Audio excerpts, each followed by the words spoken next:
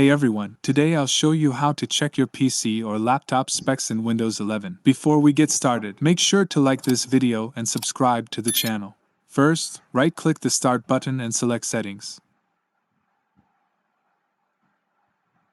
In the Settings window, click System, then scroll down and select About. Here, you'll find important information about your device, including your processor, installed RAM, device name, and system type, whether it's a 64-bit or 32-bit operating system. If you want more detailed hardware information, press Windows plus R on your keyboard. Type MS Info 32 and press Enter.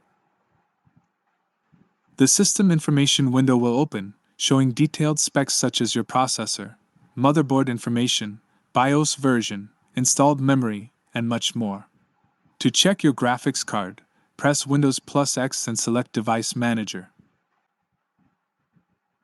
Expand the Display Adapters section, and you'll see the name of your graphics card.